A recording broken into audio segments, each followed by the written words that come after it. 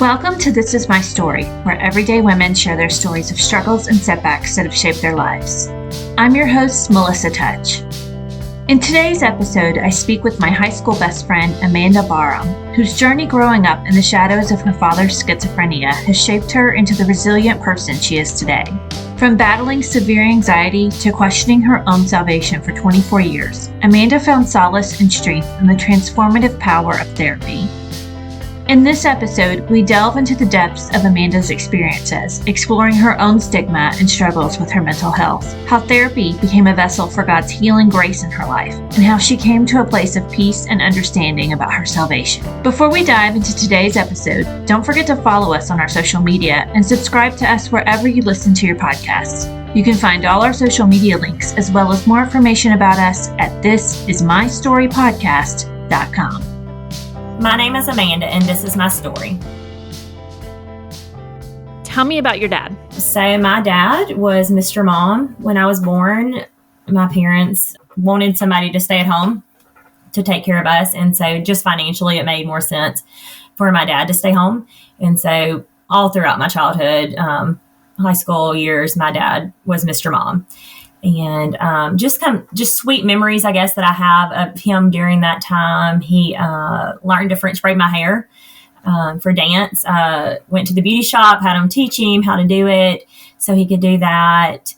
He did the best ponytails ever. I remember just like I would lay off the side of the bed and I would have my head hanging off, and I didn't want any bumps and I wanted it super tight, and he was like the best at it.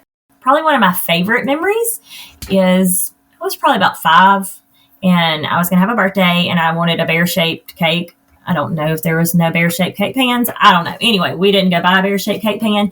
So he made one out of cardboard and, made it all, covered it in foil and baked me a cake. And so that was just kind of the dad that he was, just kind of, going above and beyond, doing things that just special. So your dad was diagnosed with schizophrenia when you were in high school. And I remember this. For those that don't know, we were like tied at the hip in high school. So everything that you're talking about up until more recent events, I was right there for all of it, or on the other phone listening about it. But he was diagnosed. I remember you came to stay with me. I can't remember exactly what his episode was about. Maybe you do. But I remember you coming to stay with me for a few days, and then you were going to stay with somebody else while your dad was in the hospital during that time. Before we get into that, prior to that, did you realize that something wasn't quite right with your dad? How would he, aside from those sweet memories, how would he act? Or was there ever any time as you got older that you were like, okay, something's not quite right here? I think probably around 4th grade, I was like, my family is just a little different. Our house was always messy. You could have literally put us on an episode of Hoarders. And so because of that, like I never had friends come over and play. I never had friends spend the night. My dad was the type of person, he could do anything. He could build anything. He could make anything. Super smart. But he would start these projects and just never finish. So, he may start remodeling a bathroom and then 10 years later, it's still not remodeled. That was just normal. I remember like he would get angry, punching holes in the wall was normal at my house, yelling, screaming, all that. Just, it's just, it was just done. That's what he did. Just kind of some instances that kind of stuck out kind of extreme. In high school, I remember, and I don't know what I did to set him off, but he got mad and just put all my clothes in the middle of my floor and poured dirty dishwater on them. Or there was another time he would get mad, and I don't remember what set him off, and he would take the spark plugs out of my car so I couldn't leave. And so it was just very just all over the place. You just never knew what you were going to get with him. And so, yeah, it was just total chaos all the time. How did your family cope with the challenges of your father's condition? were you accepting of it? Like you were, or was everybody in denial? Like, this is not a problem we need to address. He doesn't need to go to the doctor. Or were you like, he's off his medicine and we need to get this fixed, or anything like that? No, he had medicine, but he would like sometimes take it, sometimes not take it. And I think everybody, I really just, it's crazy, but I just thought it's just how it is. I think we just kind of walked on eggshells all the time and just did whatever we could do to keep him happy. The hard part with that was the bar was always moving. And so, one day I may do this and I get this result. And then the next time I do the same thing and I get a different result. And so you just never knew what you were going to get with him. And so, I don't know. Like I say, I don't know that we were in denial, but I just thought, I thought it was normal. I don't know. I don't remember about my mom really. Were you embarrassed, or did you try to hide his condition? So was I embarrassed? Oh my goodness, yes. I think I tried to make it look like I had all the things. And so if I looked like I had it together on the outside, then I was quote unquote normal. When in reality, I did not have it all together. I'm sure you remember, but, we grew up in a small town. Everybody knows everybody. My house was on a major highway. So you're driving by my house all the time. And my dad would go through stages of collecting things. So it may be like tools. Like I remember we would go to pawn shops and he would just buy all these power tools. We don't need 15 drills, but we would have 15 drills. And so you probably remember he kind of went through a stage of collecting lumber. And so like when I tell you we could have been a lumber yard, he had shops full of lumber, and then our garage was full of lumber. So you couldn't even park your car in there. And it was so embarrassing because literally, everybody knew that my house was the house, with lumber in it. And so, I was super embarrassed, just tried to, like I say, make it look like I had it all together so people would think I was, quote unquote normal. I know that this was back when you were younger, I think maybe fourth grade or so. Can you tell everybody the Home Depot story? We lived about an hour from a Home Depot, and we would go over there. I think it was like every Tuesday night. I think like my brother had tutoring over there. And so we would leave, I guess, after school, and we would go over there. He would go to tutoring, and then we would go to Home Depot, and we would spend hours at Home Depot. It had to be a Thursday night, actually, because you always took, the practice spelling test. And so the guy at Home Depot would give me my practice spelling test, and he would also sign it for me because we were at Home Depot every Thursday night, while my dad literally went through every 2x4 to get the perfect one. So, that was one of my childhood memories. Yeah, that's the one I remember all the time, because I know you told it often. Very entertaining. I've got lots of fun stories. Not to make light of it, but it's just one that's always stuck out to me. Oh, yeah. That man, what an angel in Home Depot for doing that. Was it the same guy every Thursday night? Yeah, it was the same guy every time. And like I said, I don't know how long. It was several months. And so, who knows? Some random guy. As you got into high school, got older, how did your relationship with your father develop? I know it sounded like a very sweet relationship when you were younger, but as you got older, how was it? I really would say that I was daddy's little girl. He had a lot of issues. He did a lot of things wrong, but he did a lot of things right too. And he was the parent that I guess was present day in and day out. And just, I think naturally my relationship with him was stronger. It's hard for me to share these bad things about him because it makes him look bad. But the reality is it's the truth. And, it had an effect on me. And it's one of those things, as bad as I don't want to share it, I'm sure there's others listening that have similar stories. And so I share it because I want them to know that they're not alone. I think my dad obviously was sick. I think he did the best he could with the resources that were available at the time. I know schizophrenic episodes can look different in everyone. You've already described a few episodes from when you were in high school. What were some other episodes that your father had? So, like you said, I've already shared a few things that, he did. One of the biggest episodes that happened and ultimately led to my parents' divorce was when I was in college. I was a sophomore and was getting ready to leave to go on a cruise for a week. And so, we're at port. I call home. Mom answers the phone. I call home to tell him, I love you. I'll talk to you when I get back. She's crying. Dad's screaming and yelling in the background, which was just normal. So, it's like, okay, they're fighting again. It is what it is kind of thing. Didn't really think much about it. So, go on my cruise, fast forward.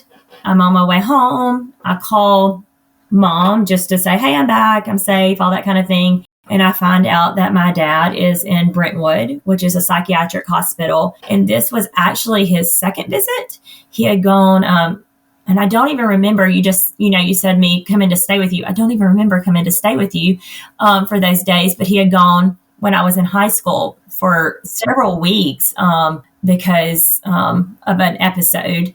And so, like I say, this was his second time there. And I found out that he had him and my mom had gotten in a fight that night that I left. I don't know what, set him off. And he ended up trying to smother her with a plastic bag. I really didn't even find out all these details until probably 2 or 3 months ago. I found out that she said she happened to have her keys in her pocket. She's like, I don't know why. She's like, I didn't have any shoes on. And she ended up getting away and getting in her car. And she was a nurse. And so she went to the hospital where she worked. And she was just going up there just to kind of like lay low for the night and hide out. And then she would have come home in the morning. But her coworkers saw her come in and they were like, no, this is not okay. And they are the ones that ultimately ended up calling the police. And that's, what got that ball rolling with them going and getting him and taking him to Brentwood.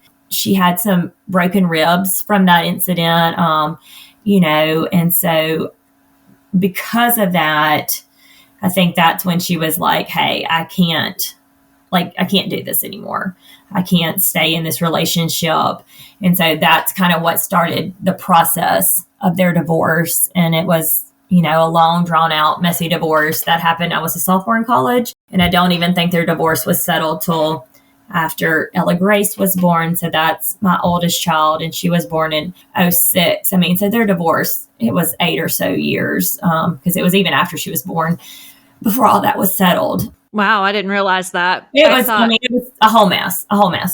After it settled the dust of the, there was like court or something, wasn't there? Yeah, he actually ended up spending some time in jail because of this incident. I remember he didn't go right away. I remember that it was after I got married. So, I didn't get married till I graduated college. So, it was still a few years. And I remember going to jail and like showing him my wedding pictures. So, he was there to walk me down the aisle and all of that. But he did, have to spend, some time in jail because, and he was diabetic and his sugar was out of control. It was sky high that night.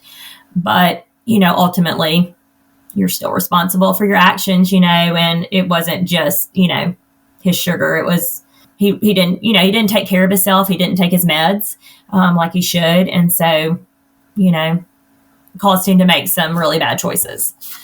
What were your parents' relationship like when you were younger? Was it still a lot of fighting, or did that develop more? I think I just always remember fighting. Always remember yelling, just lots of chaos. Just, yeah, it was always like that. Everything was that yelling, screaming. I don't know. I don't remember seeing any physical abuse with him. I now know that there was with my mom. Everything was always her fault or somebody else's fault. It was never his fault. So it could be her fault. It could be my fault. It could be my brother's fault. and it would, like I say, just silly stuff. Your mom worked 2 full-time jobs, or I guess, I don't know if that was your entire life, but as long as I knew, she worked 2 full-time jobs. Do you feel like that was her way of escaping? And was that why they were married so long? Because she wasn't around as much? Probably some of it. So yeah, she worked 2 jobs. She was a nurse. And so she worked in my hometown, and then she actually worked in a town probably about 30 minutes from us, and worked mostly nights. And so, she would work all night, and so she would sleep during the day. Like I say, I found this out recently that he would, a lot of times, she would come home, I guess, she would get us to school, after working all night. She would try to go to sleep, and he would pick fights with her. And so a lot of times she could be up the whole day. And so she's worked graveyard, she's up all day, and then she gets ready and she goes back and she does it again. I mean, I truly have no idea like how she physically did it. And I thought she was always I looked at her always kind of like being weak for staying with him, which now in reality, I'm like, oh my gosh, you were so strong. Like I would have been gone. Like, no way. Just some of the stories that she shared of how he treated her, like while we were at school, absolutely not okay. Would not have been there. And I asked her, I was like, why did you stay? And she said, I really wanted y'all to have a normal, whatever that is, childhood, which it was so far from normal. And she said, I didn't think that I could take care of y'all by yourself, just me and you. She said, I knew, and your brother, she said, I knew I'd have to have daycare and all that. And she's like, I just didn't think I could do it by myself, which in reality, she could have done it. She was the financial, breadwinner for our family. My dad, like I say, he never worked even after I graduated high school. He never worked my whole entire life. And so, she could have done it, but she just said that she stayed because she didn't think she could. And I do think, work was an escape. She said, I was really good at my job. She said I would get to work and she would zone in and she would get her job done. And she was a very good nurse. And so, like I say, I don't know how she did it. Just functioning, just purely on lack of sleep, Mm-hmm. and not even adding all the other extra junk. I have no idea. So, I now, like in adulthood, I've actually apologized to her and been like, oh my gosh, I'm so sorry. Because I was a total brat in high school, and just like, I'm sorry for treating you like that. Like you are like so strong, and it's truly amazing. And she protected me from that. And I didn't need to know all that then. And so just even that aspect of her just protecting me from all that, that she made sure I didn't know like all that was going on. And so just even that just showed, I think, her strength. As a young adult, you started struggling with depression and severe anxiety and panic attacks. I don't recall you having those issues, maybe some OCD stuff in high school. Was there something that brought that on? Obviously your childhood, like it all was a building up, but yeah. What was there something specific that happened that really just kind of opened the floodgates on those feelings? Yeah. So first of all, I don't know why you would ever think I was OCD. No, I'm not OCD. I've gotten way better. Yeah. There's a joke at my house that I want my fridge handles clean. There would be times really that I would be late to school, late to work, because I'm like, I'm going to wipe down these fridge handles. And so I'm like wiping them down, and Pat's like, how do I open the fridge? I'm like, I don't know. Use your shirt, use a towel. And so, like I say, I've gotten way better, but I do still wipe down my fridge handles and my microwave every night. I do have to ask, because this was probably when Sawyer was a baby, you did laundry every single night. Like you did not want any dirty laundry in the hamper at all. Are you still that way? Yeah, we do. Yeah. I'm still pretty, yes, I am. I had one time a friend told me, she was like, your house looks like a magazine. Like, she's like, do people really live here? And I'm like, they do. And I've kind of given some of that to Ella Grace. I have not given any of that to Sawyer, and it's really hard, but I'm like, okay, this is his space. Let his room be his room. There does sometimes come a point where I'm like, I can't do this anymore. Like, you're going to have to clean this mess up. And so, yeah, no, I like I say, I'm a little better, but I still have those tendencies. And I do think it probably stems because we could have been on Hoarders as a child. And so, by gosh, I will not be on Hoarders now. And so I do think it's from that, probably. So you don't have a school supply stash or all the drinks that you could possibly have? Right. No. Those are the two I remember. It was like you could always get paper and pencils from you. Yeah, there was a store that was going out of business, and in true fashion of my dad, we spent several days there. And I mean, I don't know how old I was. I was probably in junior high when that happened. And like, literally, I had mechanical pencils till college, and there's probably still some somewhere. Yeah, as a young adult, like you said, it's depression, anxiety, panic attacks. I don't really know. I try to think like what specifically brought it on. I remember it was the summer after graduating high school is when I had, I guess, my first panic attack, and I didn't even have words for it then. I didn't know what it was. And I guess I really kind of, like I say, I don't know what it was. I don't know what triggered it. But I kind of equated it to, oh my gosh, I must not love Jesus. I must not have Jesus in my heart. I must not be a Christian. I must not be saved. And so I just basically don't love Jesus enough, and I need to get that together. And that was kind of like the theme of a lot of it. And I don't, like, in college, I didn't really struggle, I don't think, much with it. I think I stayed super busy. And so I just didn't give myself time to let it, sneak in. It did get worse after I got married. And like I said, I don't know what triggered it. That's a big change in life. And so maybe that.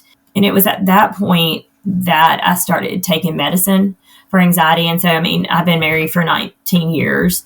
And so I've been on medicine my whole, for 19 years. I've tried to get off at times, but there's definitely a part of my brain that needs those meds to kind of stay where I need to be.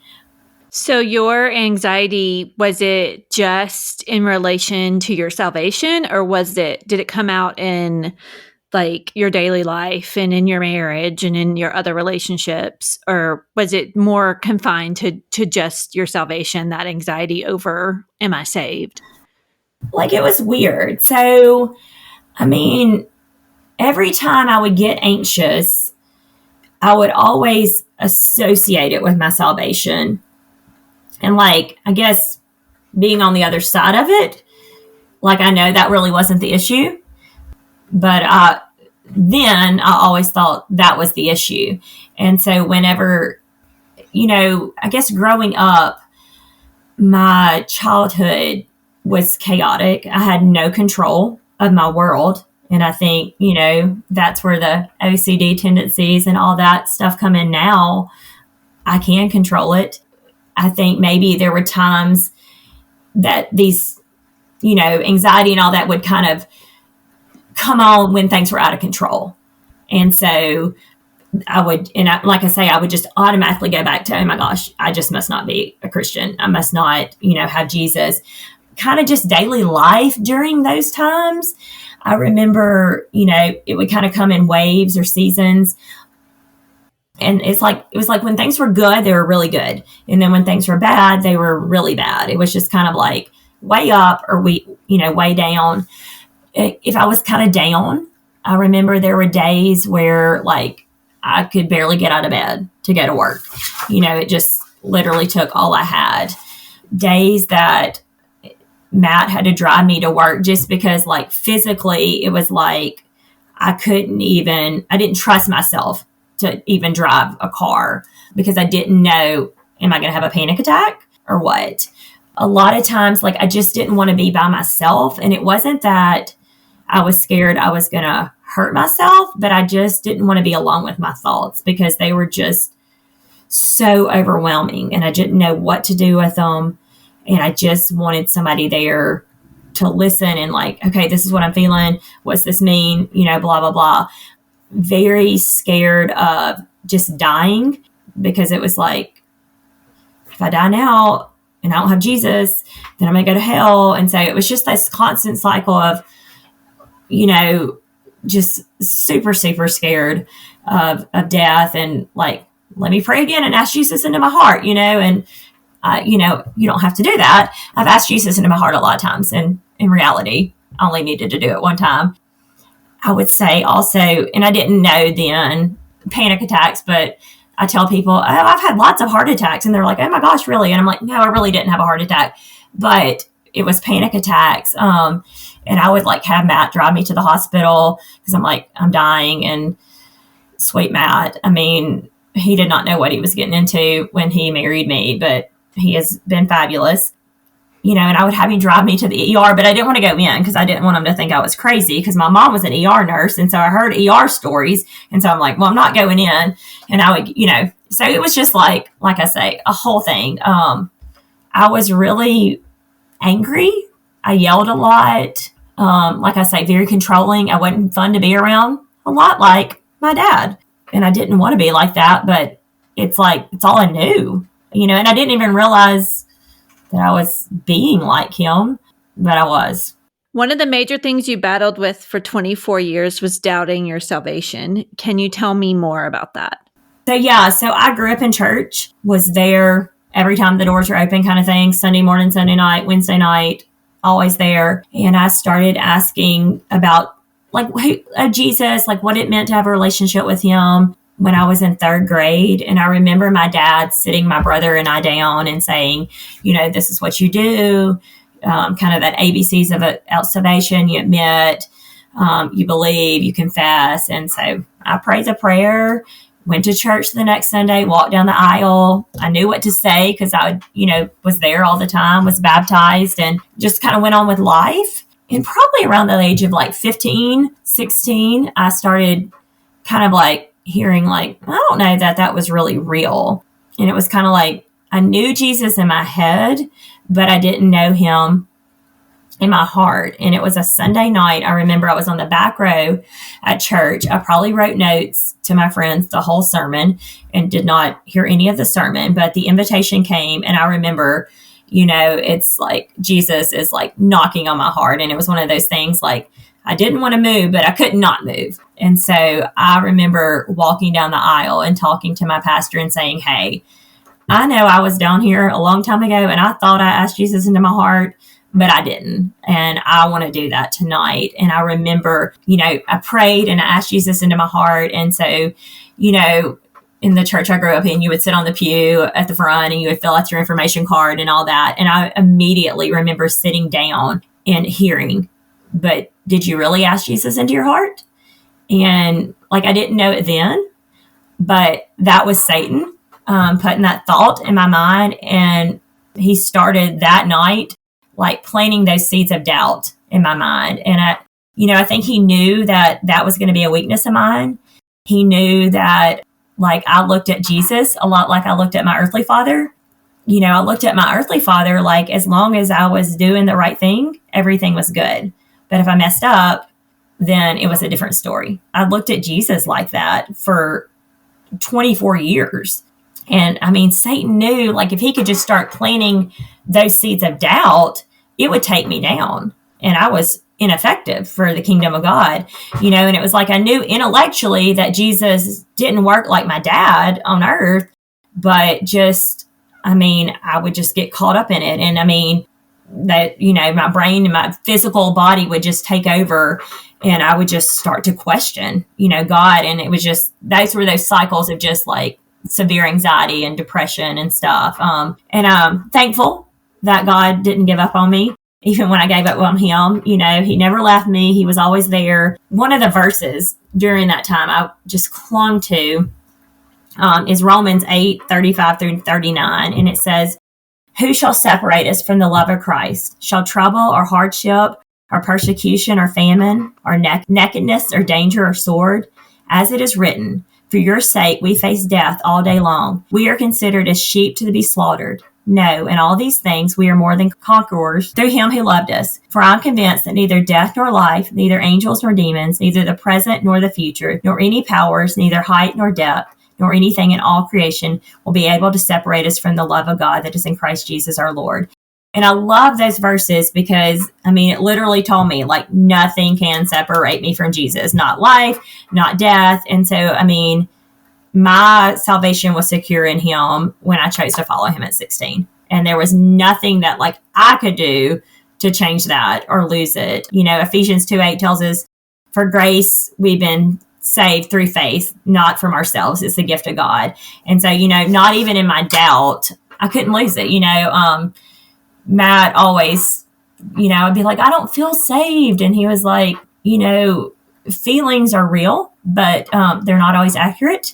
He has to still tell me that sometimes, but it's so true. I may not always feel this way, but the reality is this is what God's word says, and it's the truth. And I can stand on that and not get caught up in my feelings. I remember this is probably around the time that your parents were going through a divorce or the starting of that. And then you just saying you didn't want to be like your dad, like just being very emotional about it. Like, I cannot be like my dad. How did your upbringing have an impact on how you viewed your mental health? Obviously you saw mental health as something that was embarrassing, something that needed to be hidden, that you didn't want to talk about with people. So how did your upbringing have an impact on how you viewed your own mental health? Yeah, like you said, I did not want to be like my dad. My dad was quote unquote, crazy. Back then, mental health, people didn't talk about it. It was like we hid it and, nobody said anything about it. And so I didn't know anybody else that struggled, with this. Like all my friends, we were good friends. Like, I didn't see that in your family. I had, another friend from church. I didn't see it in her family. So I truly thought it was just my family. And so, yeah, I tried to keep mine a secret and, kind of went back to that. Like, if I can look like I have it all together, then I'm good. And so, yeah, it was something that I didn't talk about. I didn't talk about it at church. I didn't talk about it to my close friends. Like, Matt was really the only one that knew. I didn't talk about it with his family. I really didn't talk about it with my family, just because I just didn't want people to think that, I was, like I say, like my dad. Like, I really thought I just thought like I was the only one that struggled with this. I didn't see people around me struggling with these things. And so I really thought like I was the only one that ever had. I remember when I got on meds and I was like, literally thought I was the only person in the world that had to take meds for, anxiety. I remember like going to therapy kind of only early on in my marriage and stuff. And I would it was at church and I would kind of want to sneak in because I didn't want anybody to see me because I didn't want them to think, oh my gosh, she's going to therapy. What's wrong with her? And so, yeah, just super embarrassed of it.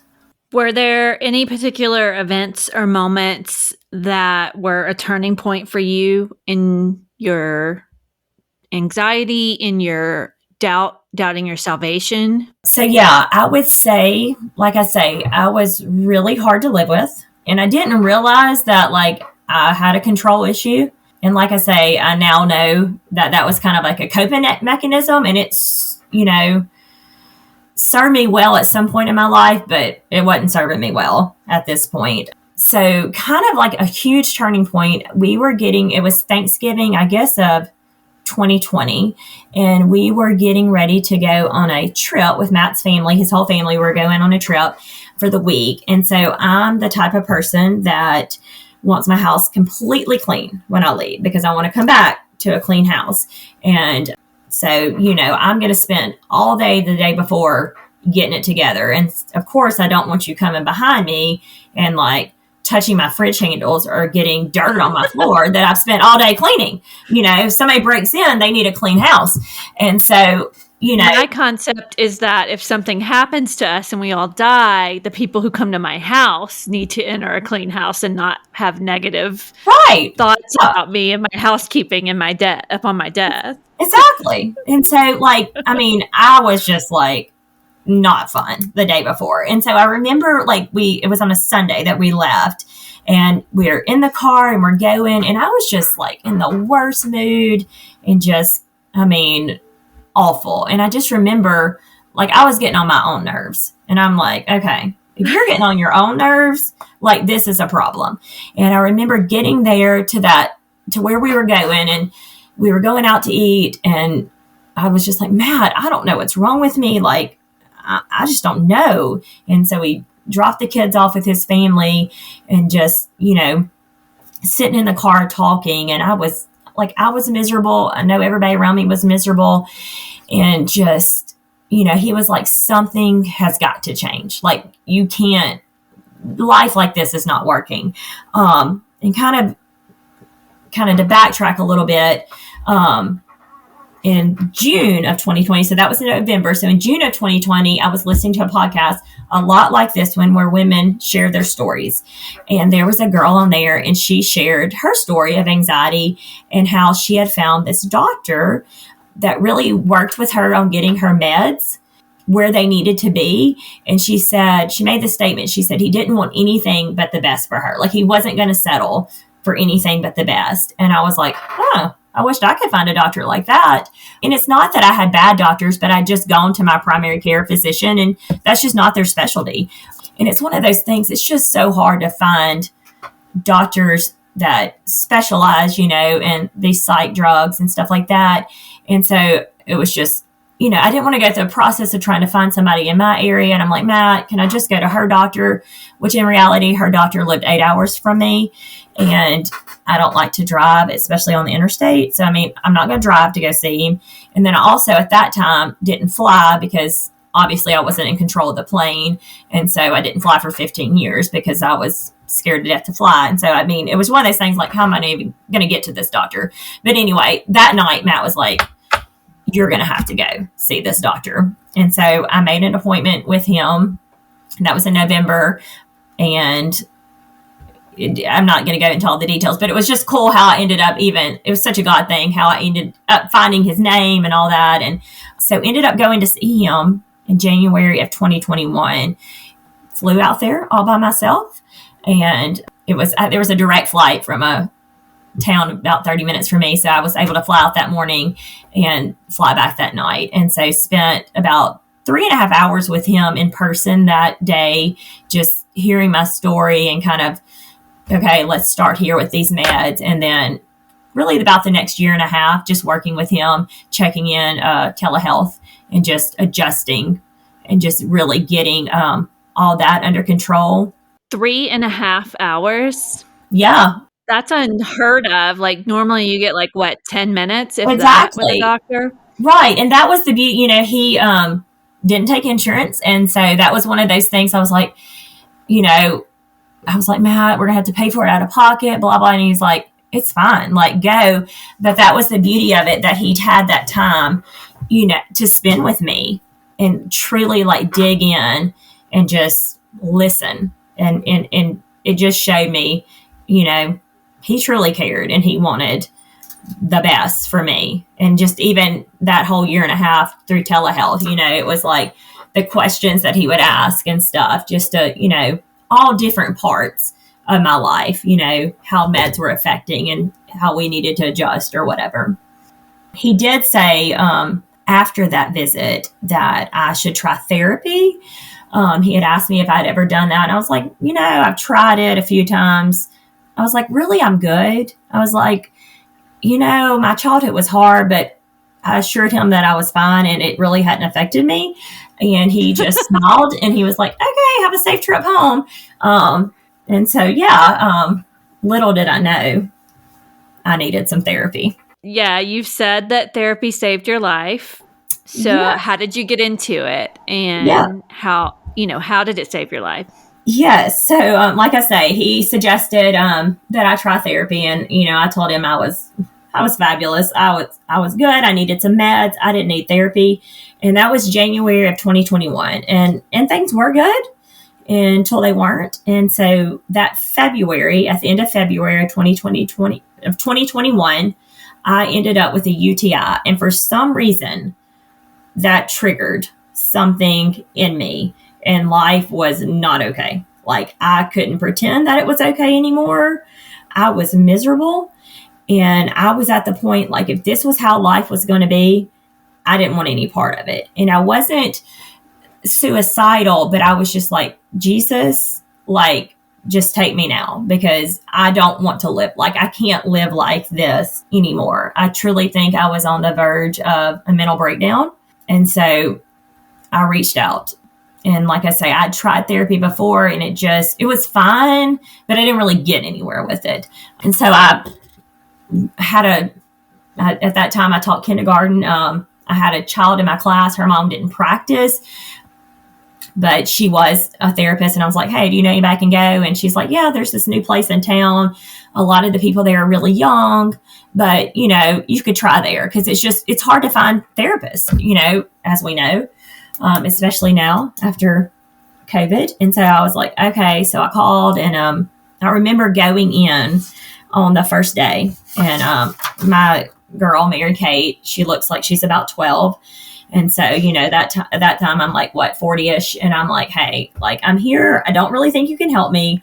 I'm going to tell you my stuff, but, you're really not going to be able to help me because you're 12. And she's like, fair enough. She's like, let me try. And if it doesn't work out, we'll find somebody that can. And thankfully, she was a woman of God. And that was something that was very important to me. I wanted that spiritual side of it. So I went to therapy every week. I remember like asking her, like, so like how many times, like, when do you think I need to come? Like, every other week or whatever. And she's like, probably every week. I was like, okay. So like, I'm a once a weeker.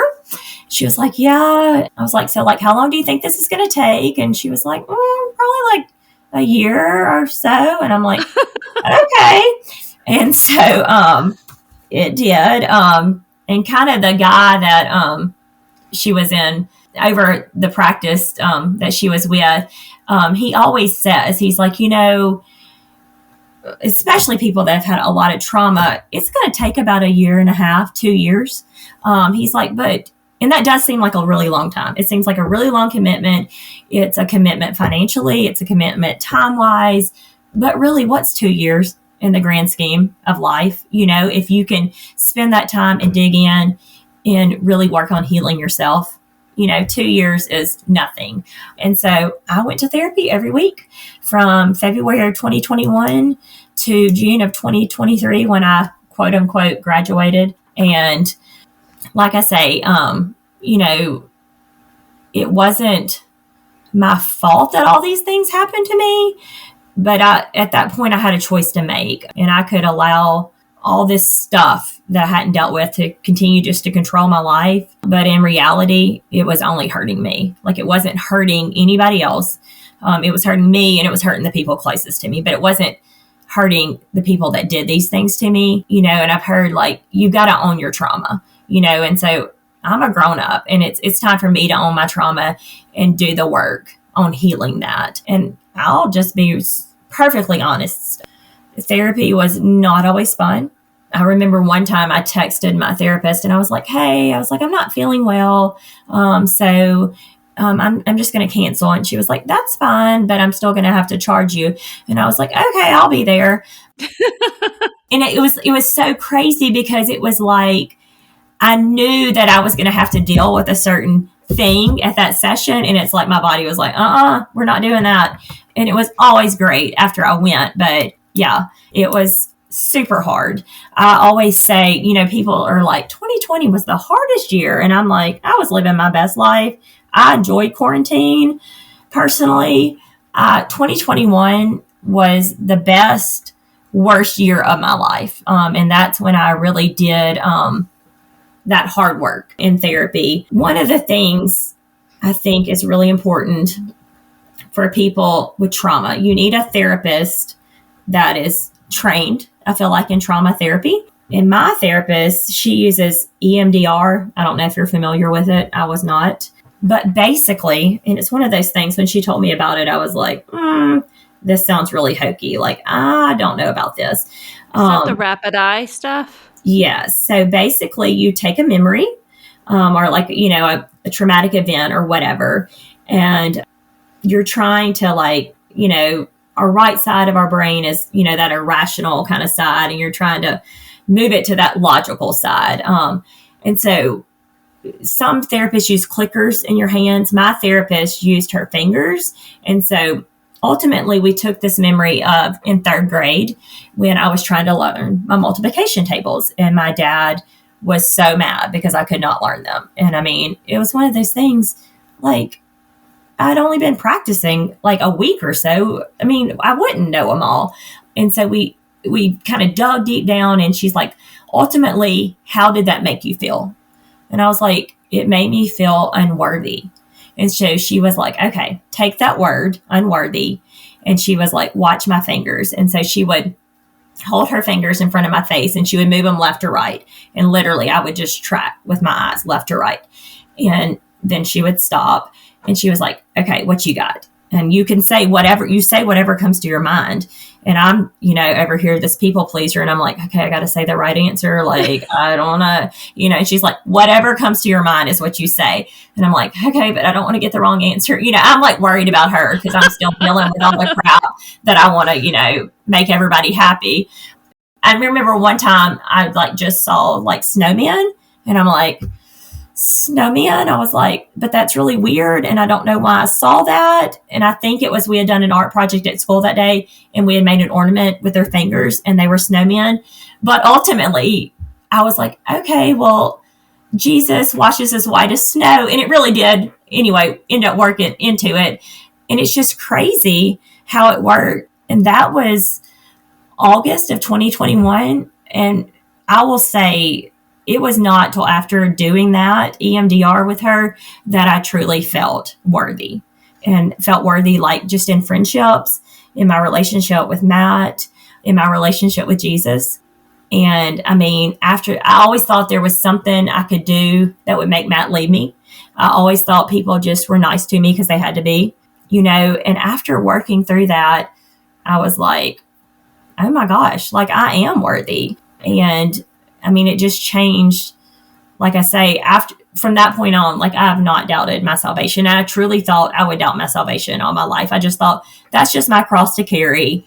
I'll just doubt it. It is what it is, kind of thing, and it just, it helped me see Jesus the way Jesus is, and not like my earthly father.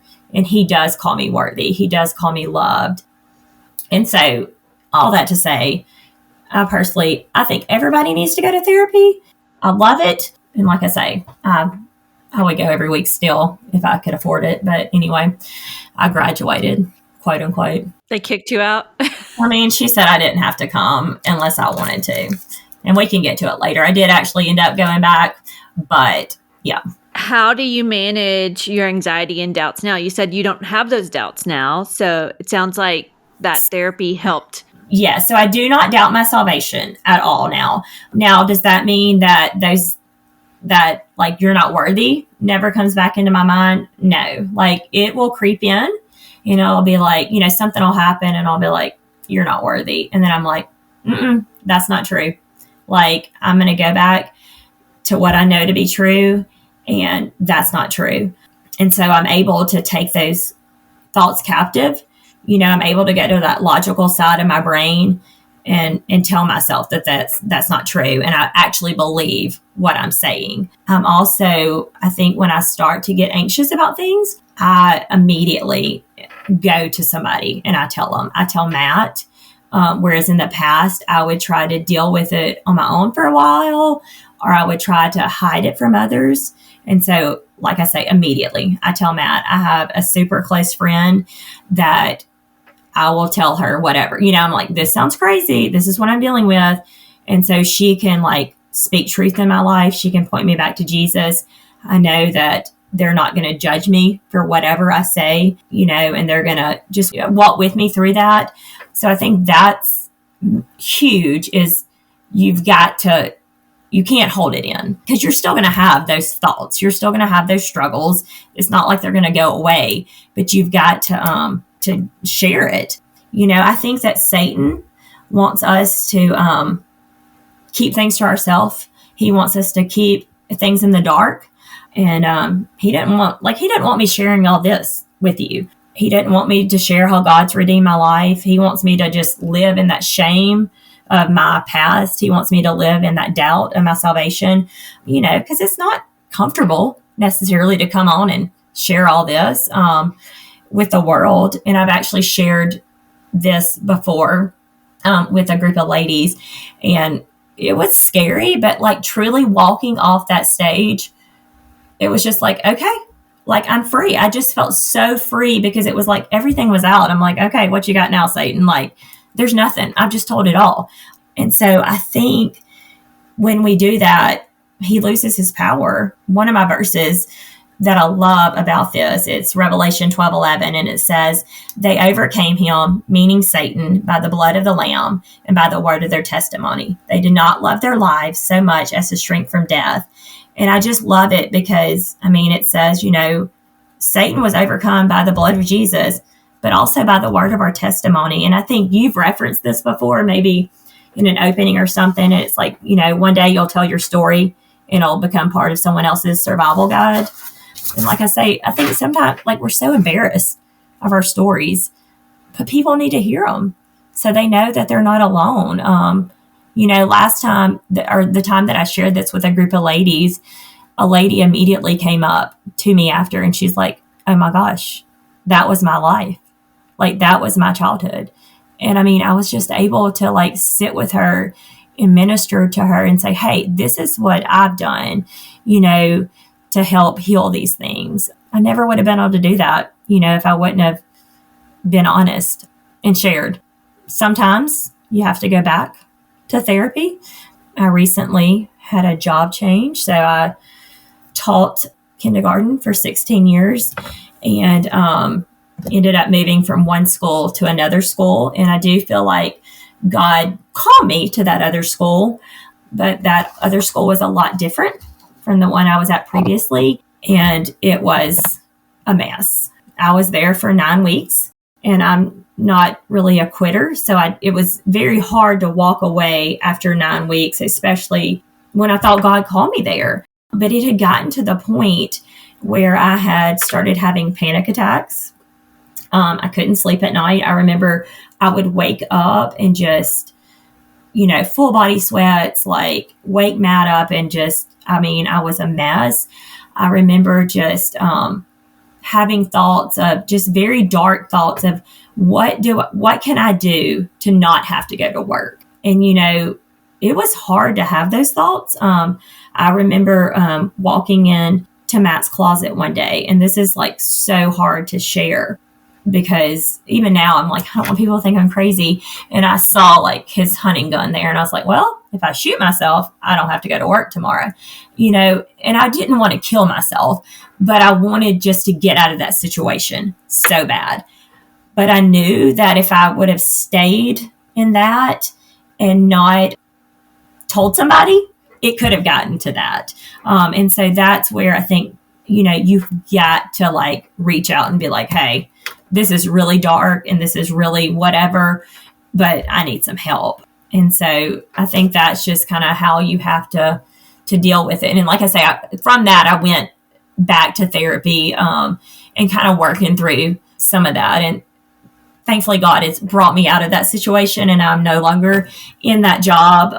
And he's just, like I say, been so good. And he's placed me in a position that I never would have ever saw myself in. But it's a place where I'm able to truly do ministry and really use my, story to help hopefully others and show them that life can be hard, but it doesn't have to stay that way. It can change if you put in the work.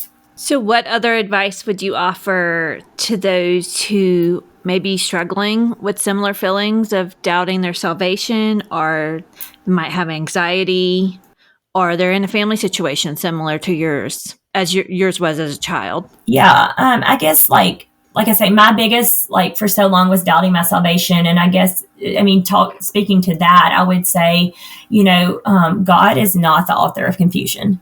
Find somebody to talk to, a pastor, a trusted friend, somebody that that's walking with Jesus, and talk to them and share with them and just work through that with them, because Satan wants you to live in that state of confusion. He wants to take you out, and that's not where God wants you. And like even the doubt, anxiety, or family situations, just know your family is not the only family like that.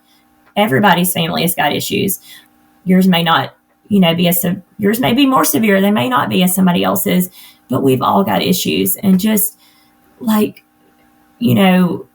get so frustrated, especially in our churches, because we walk by and we're like, hey, how are you? And it's like, oh, I'm fine, and it's like, no, we're not fine. We're all a hot mess. And if we would just be honest, there's that song, Truth Be Told, and it talks about, our church should look like a hospital, and it should. We've got to stop being fake. It just comes down to the world is hurting, and we got to stop being fake. You got to start talking about it and reach out to somebody. You can reach out to me, because life does not have to be the way my life was for so long. That's not what God wants for us. And it doesn't have to be like that. Well, thank you so much for sharing. Yes. I'm glad that you got to do this. It was nice to get to catch up with you and to hear all this. It was a lot of the stuff in the last few years I didn't know about until recently. So yes. No, thank you for asking me. I'm glad you're on the other side of it. Me too. Because it is way better on this side of it. But yes, thank you for asking. Thanks for joining us today on This Is My Story. If you enjoyed today's episode and want to hear more inspiring stories, make sure to hit the subscribe button.